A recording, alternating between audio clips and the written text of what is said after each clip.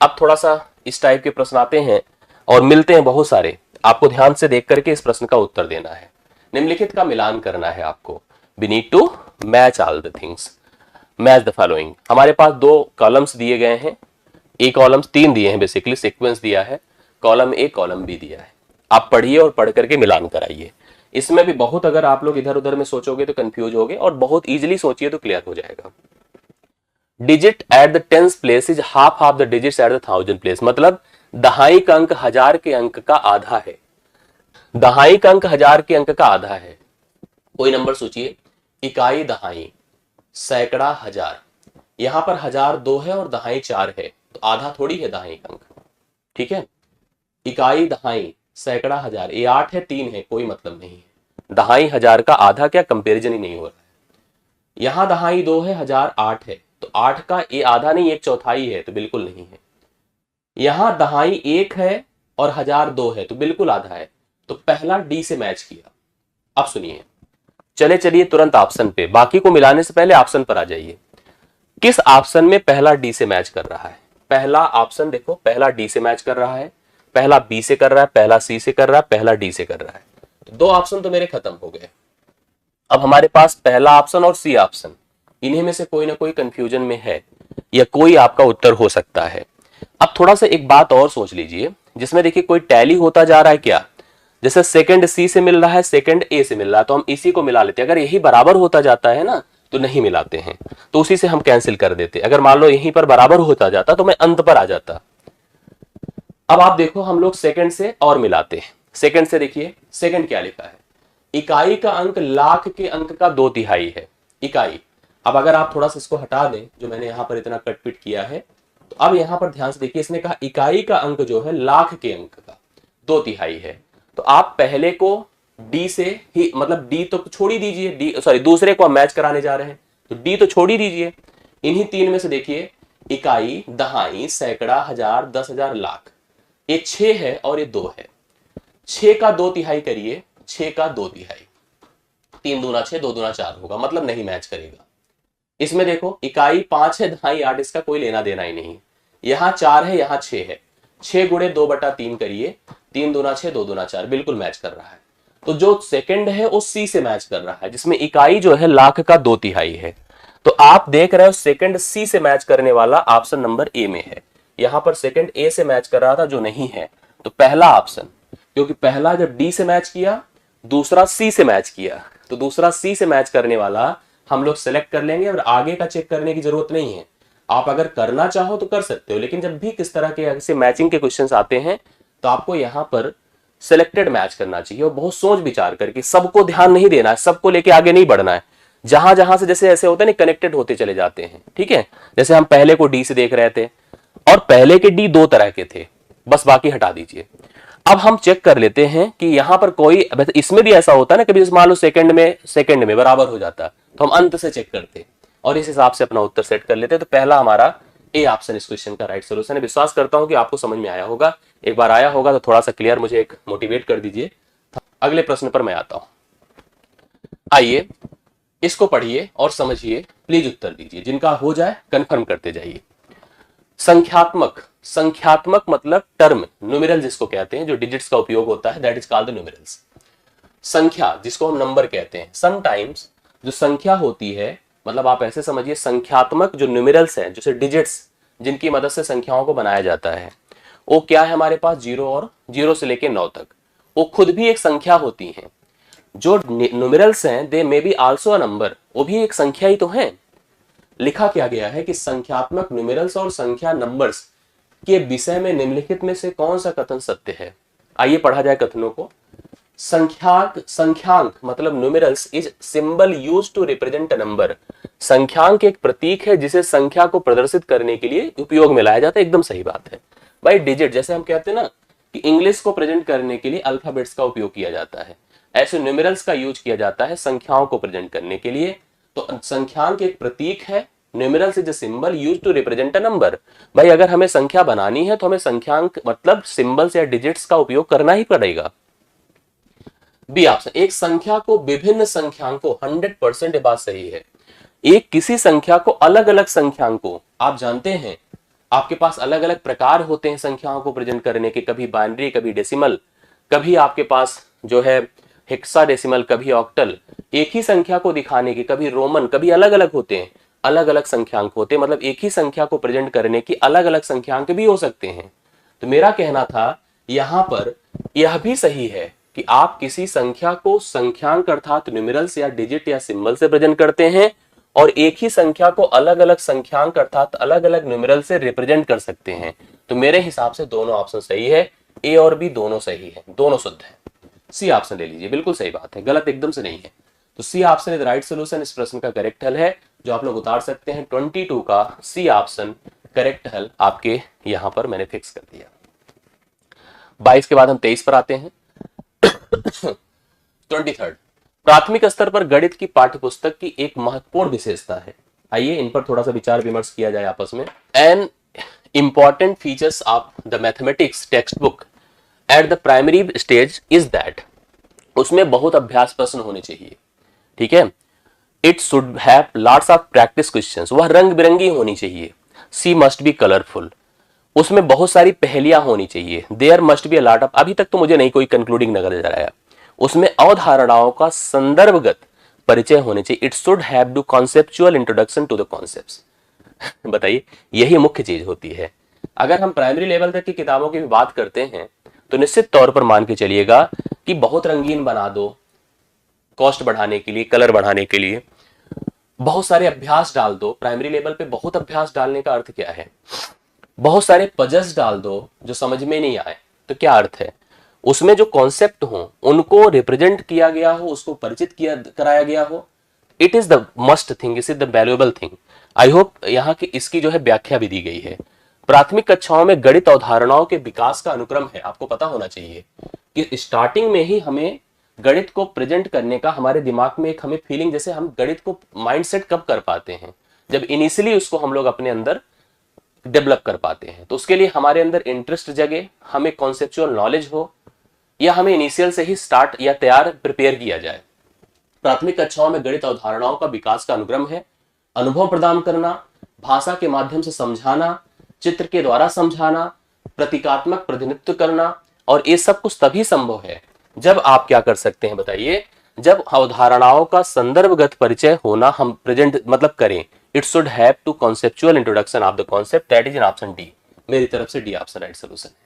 इस प्रश्न का करेक्ट आंसर आपका डी हो जाएगा, जो आप लोग उतार सकते हैं 23 का right solution. I hope it is clear for all, सबके लिए क्लियर होगा। नेक्स्ट क्वेश्चन आप देखिएगा। एनसीएफ आपने सुना होगा 2005 के अनुसार कुछ थॉट्स दी गई थी, कुछ यहाँ पर डिफिनेशंस दी गई थी। जिसको क्लियर हो प्लीज बता दे, मैं इसकी भी व्याख्या आपको करके दिखाता हूं। कमजोर विद्यार्थियों के लिए गणित पाठ्य पर चर्चा अलग होनी चाहिए। ऐसा है क्या कि जो बच्चे कमजोर हो उनके लिए अलग तरह से, मतलब एनसीएफ ने 2005 में बताया था गणित केवल होशियार बच्चों को पढ़ाना चाहिए। क्या बात कर रहे हो, गणित क्या होशियार बच्चे ही पढ़ेंगे? होशियार होता क्या है बताओ? हो सकता है जिसको गणित ना आती किसी और कोई चीज और जानता हो। मतलब होशियार ये थोड़ी केवल होशियार जो बच्चे उन्हीं को गणित पढ़ाया जाए, नहीं, होशियारी डालने के लिए गणित को पढ़ाना जरूरी है सभी के अंदर, सभी को। गणित में सभी बच्चे सफल हो सकते हैं। गणित को बच्चों की शिक्षा देने से पहले उनकी तार्किक परीक्षा लेनी चाहिए। अब एनसीएफ देखिए इस तरह की 4-5 बातें बोल रहा है। हमें यहाँ पर इसकी कुछ व्याख्या मैं आपको देता हूं। एनसीएफ के अंतर्गत जो 2005 में आई कई चीजें आई। यह शिक्षा उद्देश्यों के अनुकूल होना चाहिए जो गणित की है। यह महत्वाकांक्षी होनी चाहिए ताकि यह मात्र संकीर्ण उद्देश्यों को प्राप्त करने के बजाय ऊंचे उद्देश्य से प्राप्त हो सके। स्कूली गणित गतिविधियों पर केंद्रित होना चाहिए, स्कूल जो है एक्टिविटीज जो उसकी हो। पाठ्यक्रम परिचर्चा ऐसी होनी चाहिए कि शिक्षार्थियों के मस्तिष्क को संलग्न कर सके और उनकी क्षमताओं को सुदृढ़ कर सके। पाठ्यक्रम बच्चों के जीवांत वास्तविकताओं से संबंध होना चाहिए। पाठ्यक्रम ऐसा होना चाहिए जो बच्चों को महत्व दे, विषय को नहीं। पाठ्यक्रम में प्रतिदिन की भाषा, गणितीय परिस्थिति भाषा, गणित की समस्याओं को हल करने की भाषा एवं प्रतीकात्मक भाषा का प्रयोग होना चाहिए। पाठ्यक्रम रटने की प्रवृत्ति को बढ़ावा ना दे, ऐसा होना चाहिए। अब यहाँ पर आप लोग मुझे बता दें किस प्रश्न का हल क्या होना चाहिए। अब इसके हिसाब से कमजोर विद्यार्थियों की तो गलत बात है, ठीक है। गणित केवल होशियार बच्चों को पढ़े, भी गलत बात है। गणित में सभी बच्चे सफल हो सकते हैं, ये भी गलत बात है। मतलब एक विषय में सभी सफल हो, ऐसी सफल नहीं। बच्चों में गणित की शिक्षा देने से पहले कभी भी अगर हमें गणित को पढ़ाना है, तो आप अगर गणित की एक अच्छे टीचर बनना चाहते हैं तो सबसे पहले उनकी तार्किक परीक्षा लो। तार्किक परीक्षा लेने का मतलब ये नहीं कि उनको डोमिनेट करो, नहीं, उनको समझो। जैसे एक डॉक्टर जब कभी किसी पेशेंट को देखता है तो अच्छा डॉक्टर वो होता है जो डायग्नोस करता है रोग को, तो वह अच्छी काउंसलिंग करता है। आपको भी गणित अगर पढ़ाना किसी बच्चे को, तो फर्स्ट ऑफ ऑल उसको आप लॉजिकली समझो। ये नहीं कि आप अपने आप को बड़ा दिखाने के लिए, नहीं, आप उसको समझ करके उसकी बातों को, उसके प्रॉब्लम्स को आप एनालाइज करो और उस पर एक कंक्लूजन निकालते हुए उसके साथ काम करो। इस प्रश्न का हल आपका डी ऑप्शन होगा, जो एनसीएफ 2005 के अनुसार सही स्टेटमेंट माना जाएगा। आई होप को क्लियर हो गया होगा। यस, ठीक है। अगले प्रश्न पर चलता हूं। निम्नलिखित में कौन सा कथन सत्य है, आप लोग प्लीज बताइए। यहां पर 25 number, which of the following statement is correct. स्थानीय मान, स्थानीय मान मैंने भी डिस्कस किया था। यस, डी होगा। हाँ, स्थानीय मान सिखाते समय शून्य का परिचय दिया जाना चाहिए। स्थानीय मान सिखाते समय शून्य का परिचय दिया जाना चाहिए। पढ़ाई जाने वाली प्रथम संख्या शून्य होनी चाहिए। आइए पढ़ा जाए, समझिए। बच्चों में संख्या ज्ञान विकसित होने के बाद शून्य का परिचय दिया जाना चाहिए। संख्या 9 के बाद शून्य का परिचय दिया। अब शून्य को लेकर बड़ी बातें हैं और शून्य को लेकर बड़ी विषमता है लोग के अंदर। मतलब अक्सर लोग शून्य को लेकर कहते हैं कि यार शून्य कहीं वैल्यूड नहीं है, वैल्यूएबल नहीं है, लेकिन आपको पता है शून्य का उपयोग क्या है? एक शून्य बढ़ने से क्या हो जाता है देखते देखते। हाँ, तो हमने कहा कि स्थानीय मान सिखाते समय शून्य का परिचय दिया जाना चाहिए। पढ़ाई जाने वाली प्रथम संख्या शून्य होनी चाहिए। बच्चों में संख्या ज्ञान विकसित होने के बाद शून्य का परिचय दिया जाना चाहिए। संख्या 9 के बाद, देखिए इसको लेकर के मैं कुछ एक्सप्लेनेशंस आपको दे रहा हूं। हम में से अधिकांश लोगों को इस विचार को समझने के लिए, समझाने के लिए वस्तुओं का उपयोग करने की बजाय श्यामपट्ट पर 0 लिखकर बच्चों को शून्य का परिचय देना चाहिए। सबसे पहले शून्य के बारे में बताना चाहिए। हमें अक्सर आसान लगता है कि हम लोग इस पर कुछ समझाएं, इससे बढ़िया हम लिख करके दिखा दें। अक्सर हमारे साथ एज ए टीचर हम लोग यही करते हैं। वास्तव में हम किसी भी संख्या का नाम श्यामपट्ट पर या कागज पर उसके अंक अर्थात उसके लिए प्रतीक लिखकर बच्चों को परिचित कराते हैं। अक्सर यही तो हम लोग करते हैं। जब मैं आपको कहता हूं कि 0 से 9 तक का उपयोग मैथमेटिक्स के सभी अंकों को लिखने के लिए यूज में लाया जाता है, तो हम बोर्ड पे लिख देते हैं। बच्चों में संख्या बोध विकसित होने के बाद ही शून्य का परिचय देना चाहिए, या निश्चित तौर पर मान लीजिए जब तक बच्चे नंबर्स को ना जान पाए, अंकों को ना सीख पाए, तब तक शून्य को बताना, शून्य को समझाना, शून्य का उपयोग स्पष्ट करना, ये कोई अच्छी बात नहीं है। यह समझाने की बजाय 2 का लिखित प्रतीक 2 के आकार में अंकित किया जाता है। बच्चे के पास संख्याओं को कुछ विषय वस्तु होने के बाद ही अंकों का परिचय दिया जाना चाहिए। जैसे आप छोटे बच्चों को ये बताइए कि ये 1 फिंगर है, अब ये 2 फिंगर, मतलब पहले आपको उनकी फीलिंग उसके अंदर डाल दो, देन आफ्टर कहो भैया ये 2 है। नहीं तो क्या समझेगा वो? इसको ही 2 क्यों मानेगा? इसको मान लेगा, उसको कैसे समझ? तो यहां पे मेरा कहना था कि शून्य के लिए यह स्पष्ट है कि बच्चों में संख्या बोध विकसित होने के बाद ही, जब तक उसको क्लियर ना हो नंबर का कॉन्सेप्ट, तब तक उसे शून्य का परिचय नहीं देना चाहिए। अर्थात हम क्लियर हो गए हैं कि बच्चों में संख्या ज्ञान विकसित होने के बाद ही शून्य का परिचय देना चाहिए। तो सी ऑप्शन इस प्रश्न का हल हो जाएगा, सी होगा, एकदम कंफर्म है। तो आप 25वें का सी नोट कर लीजिए, ठीक है। यस, आगे बढ़ चलिए। कक्षा 5 की बात की जा रही है। गणित के पीरियड में यह वाद विवाद रखा गया कि शून्य सबसे अधिक प्रभावशाली संख्या है। यह क्रियाकलाप बच्चे को प्रोत्साहित करना है। मतलब इस तरह, देखिए ध्यान से पूरी बात सुनिएगा। कक्षा 5 के गणित के पीरियड में कक्षा 5 के बच्चे भी होशियार हो जाते हैं। यह वाद विवाद रखा गया कि शून्य सबसे अधिक प्रभावशाली संख्या है। यह क्रियाकलाप बच्चे को प्रोत्साहित करता है या करना है। इस क्रियाकलाप को मित्रों को मतलब क्या करता है बताइए? मित्रों को सहयोग देने में, वे संख्याएं लिखने में, विश्लेषण और संप्रेषण में, एनालाइजिंग एंड कम्युनिकेशंस में, वे संख्याएं लिखने में जिसमें शून्य हो, वे समस्याएं हल करने में जिसके संख्याओं के अंत में शून्य हो।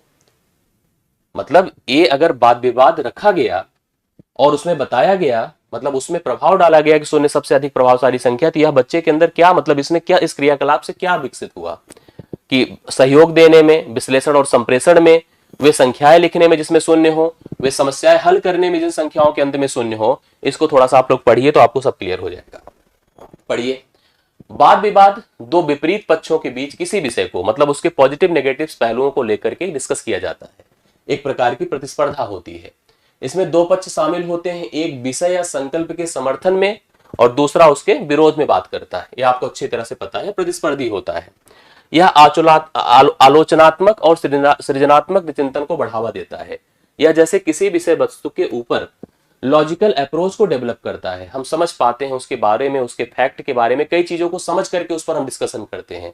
यह सक्रिय अधिगम को बढ़ावा देता है, जो एक्टिव अधिगम है उसको बढ़ावा देता है।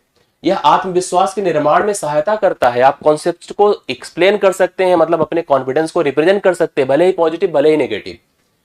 और नेतृत्व के गुण को भी बढ़ाता है। अगर वाद विवाद की प्रतियोगिता किसी स्कूल में किसी जगह पर होती है तो यह नेतृत्व का गुण भी बढ़ाता है। यह व्यक्तित्व को बढ़ाता है तथा तार्किक स्पष्ट रूप से चिंतन की क्षमता को बढ़ाता है। तो वाद विवाद के बारे में अगर हम पॉजिटिव पक्ष की बात करें तो this is the all feature. अब हमने डिस्कस जो किया है वो शून्य के बारे में किया है, तो इसका कंक्लूजन ही निकल कर आया, यह अनुमान लगाया जा सकता है कि गणित कक्षा में वाद विवाद के एक विषय में शून्य सबसे महत्वपूर्ण संख्या है, पर तर्क वितर्क का आयोजन किया गया था। यह गतिविधि छात्र को विश्लेषण और संवाद करने के लिए प्रोत्साहित करती है। यहां से कोई मैथमेटिक्स थोड़ी सीखा है आपने कि न्यूमेरिकल थोड़ी कर पाएंगे इससे। यह किस लिए है? क्योंकि यह इस प्रकार की जो एक्टिविटीज होती है जो किसी वाद विवाद की प्रतियोगिता से प्राप्त होती है उसमें आपका डेवलपमेंट दिखाता है। गतिविधि छात्र को विश्लेषण और संवाद करने के लिए प्रोत्साहित करती है। तो इसके लिए अगर सोचा जाए तो यहां पर हम कहेंगे विश्लेषण और संप्रेषण इस प्रश्न का सही उत्तर होगा, जो बी ऑप्शन में दिया गया है, एनालाइजिंग एंड कम्युनिकेशन। समझ पाना, मतलब इस प्रश्न का उत्तर क्या हो जाएगा बताएं? इस प्रश्न का उत्तर हो जाएगा बी ऑप्शन। कितने लोग सीख पाए, समझ पाए, मुझे कंफर्म करते चलिएगा। और आप लोग भी उत्तर देते जाइएगा, नहीं दे रहे हैं तो गलत बात है। बता रहे हैं कि नहीं आप लोग? अगला प्रश्न है आपके सामने बोर्ड पर, आप प्लीज उत्तर दीजिए। 0.50, 0.50 और 0.70, मुझे बताएं कि इनके बीच में कुल कितनी दशमलव संख्याएं होंगी। कोई भी दो संख्याएं आपको दी जाए, कोई भी, हमेशा उनके बीच में अनंत दशमलव संख्याएं प्राप्त कर सकते हैं, मतलब कोई गिना नहीं जाता है। जैसे आप कभी स्केल उठाइए, मिलीमीटर उठाइए, सेंटीमीटर, यहाँ 0 है, यहाँ पर 1 है। मुझसे कोई कहे इनके बीच कितने नंबर्स होते हैं, सबसे पहले मैं कहूंगा देखो 1 2 3 4, 1 2 3 4, 0.1 0.2। अब फिर इसको डिस्ट्रीब्यूट करना चाहे तो कर सकते हैं, 1 2 3 4, 1 2 3 4, 0.11 0.1। फिर से बांटना चाहे तो बढ़ सकता है, ऐसे ही 1 2 3 4, 1 2 3 4, फिर से बांटना चाहे आप 0.51, इस तरह से मतलब 10-10 के डिस्ट्रीब्यूशन में आप असंख्य अनफिनाइट नंबर्स आप इसके अंतर्गत प्राप्त कर सकते हैं। वैसे किसी भी दो संख्याओं के बीच में आप अनंत दशमलव संख्याएं आप वास्तविक के रूप में प्राप्त कर सकते हैं। तो 27वें का उत्तर क्या हो गया? ऑप्शन नंबर डी हो गया, जो कि आपको असंख्य दिया है, काउंटिंग नहीं हो सकती, मतलब गिना नहीं जा सकता है। क्लियर है? 28 नंबर, जब किसी संख्या को शून्य से विभाजित किया जाता है तो प्लीज बताओ क्या होता है। कोई भी नंबर है, it is divided by 0, please comment करके तेजी से बता दें। इफ एनी नंबर या something divide by 0 will always call the undefined. इसको क्या कहते हैं? अनडिफाइंड, अपरिभाषित कहते हैं।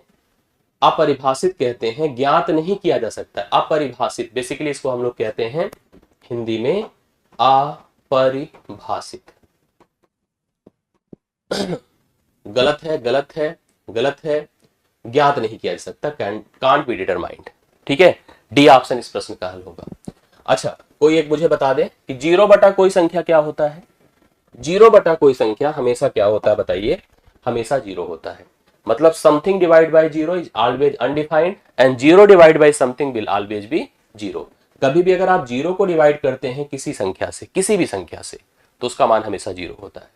याद रखिएगा, ये बातें आपके दिमाग में होनी चाहिए। 28 नंबर आपको दे रहा है डी ऑप्शन ना। यस, निम्नलिखित में सबसे बड़े और सबसे छोटे भिन्नों का अंतर बताओ। आपको कुछ फ्रैक्शंस दिए गए हैं, 3/4, 1/2, 1/4, 2/3, 3/5, 5/6। मेरे पास जितने फ्रैक्शंस दिए गए हैं टोटल 6, इनमें कौन सबसे बड़ा है और कौन सबसे छोटा है उसका मुझे बताना है अंतर। तो इसका सबसे बड़ा और सबसे छोटा हम कैसे फिक्स कर पाएंगे? आप जैसे ऐसे कभी भिन्न दिए जाते हैं ना, तो हम लोग स्कूल में एलसीएम निकाल लेते हैं और एलसीएम के हिसाब से हम बड़ा छोटा हम लोग निर्धारित करते हैं। हम लोग यहाँ पर एलसीएम नहीं निकालेंगे। मतलब दो तरीके और भी होते हैं। कि आप एलसीएम भी करना मतलब हर बराबर करना, या तो देखो हर बराबर किया जाता है या तो अंश बराबर किया जाता है। हर बराबर जब करते हैं तो जिसका अंश बड़ा वह भिन्न बड़ा, जिसका अंश बड़ा वह भिन्न बड़ा, जिसका अंश छोटा वह भिन्न छोटा। जब आप अंश बराबर करते हैं ऊपर, तो जिसका हर बड़ा वह भिन्न छोटा उल्टा हो जाता है, और जिसका हर छोटा वह भिन्न बड़ा हो जाता है। हम लोग यहाँ पर हर बराबर करते हैं, 4 से ऊपर भाग करेंगे, पूरा नहीं करते हैं। 4 से भाग करते हैं, दशमलव लगे, सब में दशमलव लगा दीजिए, कंपेयर करने के लिए सब में दशमलव लगाइए। अब दशमलव लगते हैं, 30 हुआ, 4 सते 28, ठीक है। यह 10 हुआ, 2 पंचे 10, यह 10 हुआ, 4 दूना 8, यह 2 20 हुआ, 3 छंग 18, यह 30 हुआ, 5 छंग 30, और 6 अठे 48। अब सुनिए, सबसे बड़ा कौन दिख रहा है? यही दिख रहा है, यही दिखेगा, सबसे बड़ा हो गया। सबसे छोटा कौन? 1 हो गया, अर्थात 1/4 ले लो, 5/6 ले लो। अंतर निकालना है, अंतर दोनों के बीच में। अंतर के लिए क्रॉस मल्टीप्लीकेशन करिए, 6 और 5 चौके 20, 20 और 6 का डिफरेंस, और बटा 4 छंग 24, यही तरीका होता है। 14/24 हो गया, 2 सते 14 होता है, 2 बारह में 24, 7/12 डी ऑप्शन है। तो डी ऑप्शन 29 नंबर का करेक्ट हल होगा। जो बता सकते हैं कंफर्म हो गए होंगे। आपको सबसे बड़ा कौन है? जो 0.8 से प्रेजेंटेड है, 5/6 इज द लार्जेस्ट नंबर। जो 0.2 से रिप्रेजेंटेड है, स्मॉलेस्ट नंबर। दोनों के बीच का डिफरेंस के लिए आप ये मत समझना कि 6 से 20 घटाया, नहीं, किसी से भी किसी को घटाओ।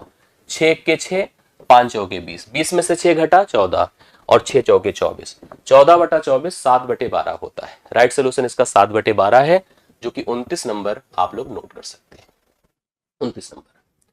अगला प्रश्न, निम्नलिखित में कौन सा सही है?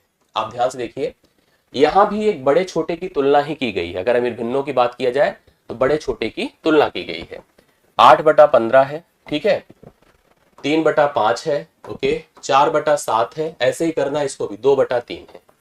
अब आपको इसमें भी दशमलव में नंबर्स को प्रेजेंट करना है। जैसे हम यहां भी दशमलव लगाएंगे, यहां भी और यहां भी।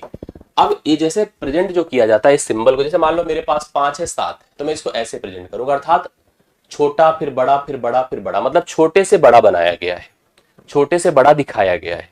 कौन सा सही लिखा गया है वही हम पहचान कर ले, हमारा काम हो जाए। 15 से 8 को भाग करेंगे, 15 चौके 60, 15×5 75 होगा, ठीक है। एक चाहे और ले जा सकते हैं, 15×5 75, 5 80, तो 15×3 45 कर दीजिए, ठीक। अब इसको देखो, 5 छंग 30 होता है, 6 हो जाएगा, सिंपली लिख दीजिए। अब इसको 7×5 35 हुआ, हम इसलिए लिख रहे थे यहां पर, ध्यान से देखिएगा, 7×5 35 हुआ, 35 5 40, 7 7 49 हुआ। इसको देखिए, 3 से भाग करेंगे, 3 छंग 18, 6 6 6 होता चला जाता है, तो मतलब 6 7 है या 6 है, लिखते जाइए। अब सुनिए, सबसे छोटा इसमें कौन सा है? यही है, 8/15।